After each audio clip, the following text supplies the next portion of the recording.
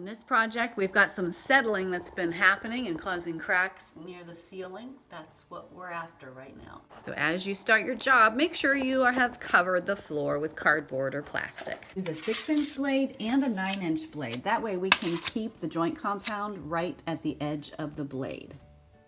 With the 6-inch blade, we're starting to work this joint compound into the cracks.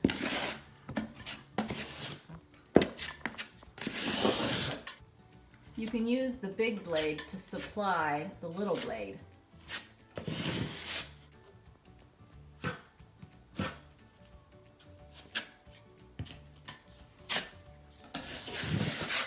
When the blade gets a buildup on it, just scrape it off, nice and clean. Start with a new batch.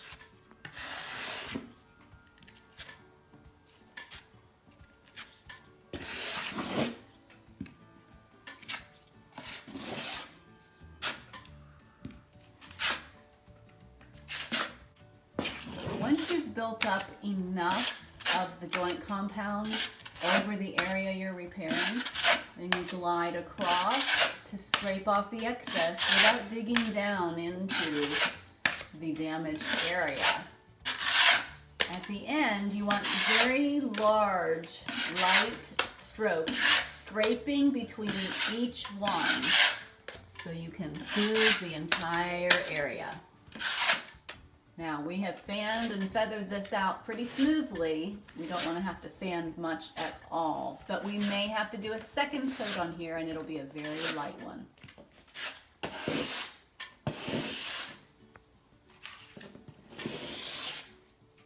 These are going to become crumbs later, and we want to scrape those off right now. We don't want to have to deal with that when you're sanding. Now that those crumbs have been removed, we're putting fresh joint compound over that screw hole.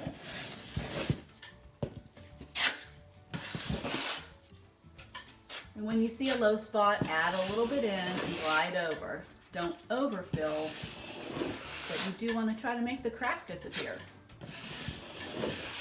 So we've used almost all of that spackle, and it took more than you might think for a few little cracks.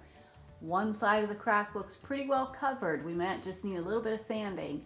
The other side, we may need a second layer, but we'll wait until it dries thoroughly and see what we've got. There is no need to ever let that joint compound dry on your tools. It is so easy to wipe off when it's wet. And just go ahead and rinse it while you've got it in your hand. Once you think everything's clean, go ahead and give it one more rinse because it is easy now, hard later. When you're completely done, then make sure you wipe the sides so you're ready for next time. You'll probably end up with a little extra water in there. Just dump it out. For a bucket that someone was throwing out because of a crumbly mess on top, it's sure come in handy. We scraped off the crumbly part on top and just wasn't good for anything but just putting a little outside the chicken coop to try to keep mice out, but the rest of it was good underneath, and after cleaning it up, it's been great for this project. All right, we're on day 2, and you can see this side has dried very nicely. You cannot see the crack, but over here, if you look closely, we still see that faint line, so we will need a second coat.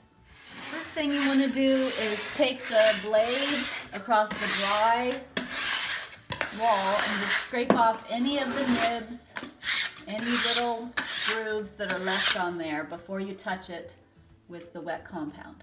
So there is no need to sand, not yet.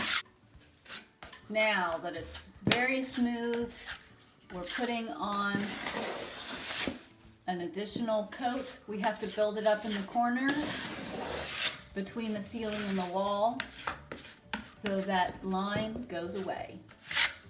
And once you have enough on the second coat, then just a few light strokes to clean it up.